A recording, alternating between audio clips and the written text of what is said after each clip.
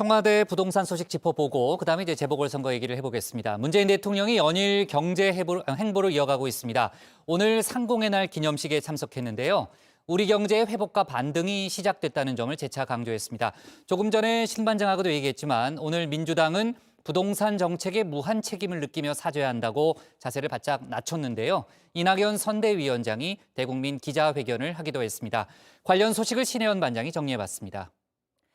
성공한 정치인 뒤에는 항상 숨은 조력자가 있기 마련입니다. 빛나는 별 뒤에 별을 더 환하게 밝혀주는 어둠이 있는 것처럼요. 이 후보의 개인기도 공약도 중요하지만 이른바 스타가 되려면 제갈량과 같은 전략가의 존재가 필수입니다. 더불어민주당 박영선 서울시장 후보 정말 스타가 되고 싶은 모양입니다. 근데 유 반장은 왜 이렇게 아까부터 혼자 웃고 있어요? 아까 조 반장이 발제해서 어. 스타가 되고 싶다 이렇게 했는데 원래 원조가 그게 아니거든요. 알아요. 네. 그 옛날에 어디 그 개그 프로에 나왔던 거 아니에요? 네, 원조는 제가 알 수 이겁니다. 없죠. 스타가 되고 싶으면 연락해. 스타가 되고 싶으면 연락해. 스타가 되고 싶으면 연락해. 이거거든요. 네. 잠깐만.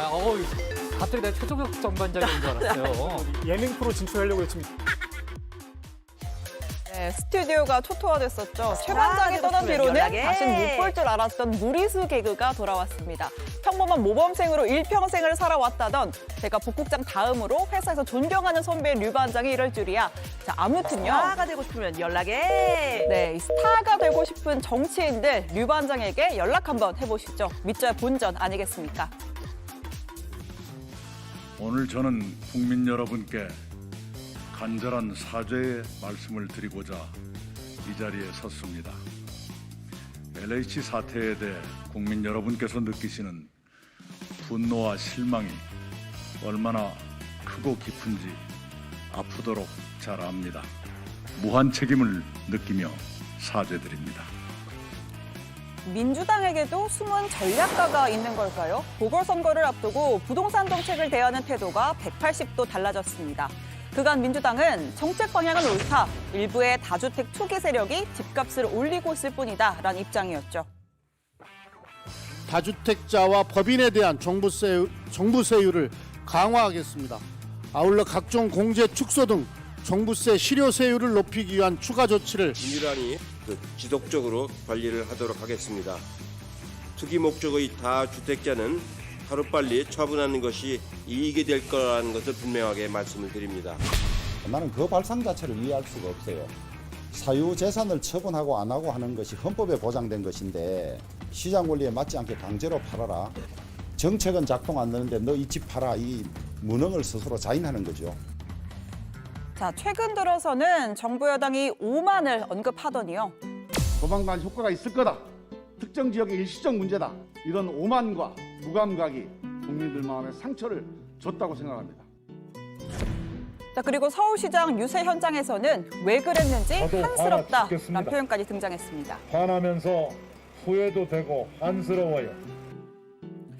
오늘 이낙연 상임선대위원장의 사전투표 동료 회견문에선 사죄, 반성, 무한 책임 같은 자기반성적 단어가 10차례 가까이 등장했습니다. 저의 사죄와 다짐으로 국민 여러분의 분노가 풀릴 수 없다는 것을 잘 압니다.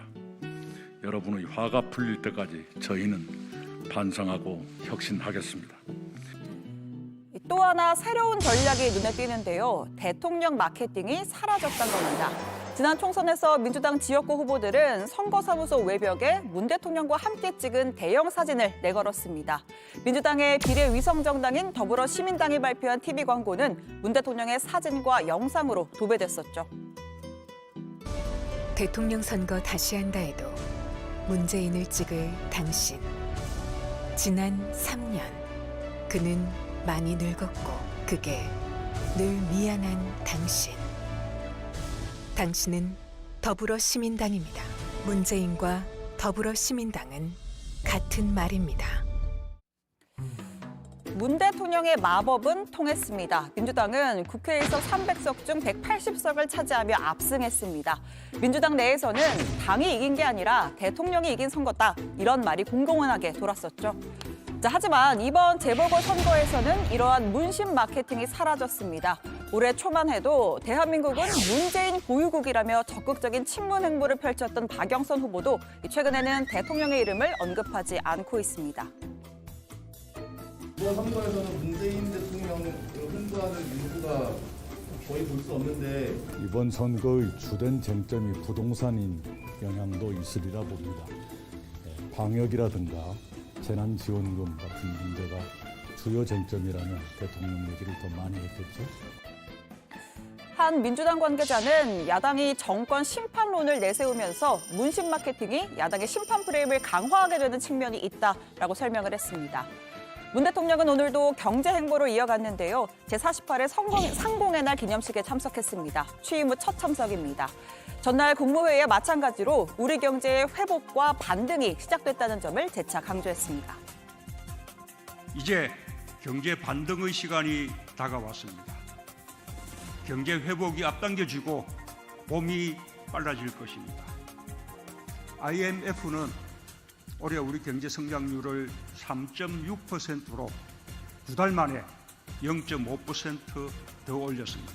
우리 국민들의 성공적인 방역과 상공인들의 노력 덕분입니다.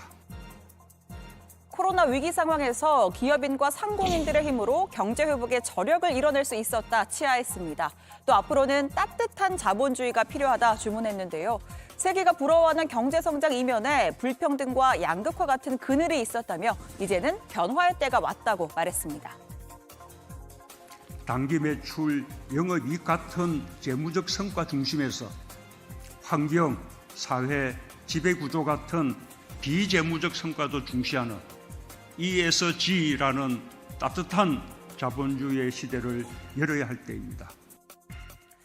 또 문 대통령은 김상조 전 정책실장의 전격 사퇴로 생긴 경제 참모들의 공백을 단 이틀 만에 모두 메웠습니다. 이호승 수석이 정책실장으로 갔고 안일환 기재부 2차관이 수석 자리로 그리고 안도걸 기재부 예산실장이 2차관 자리로 갔고요.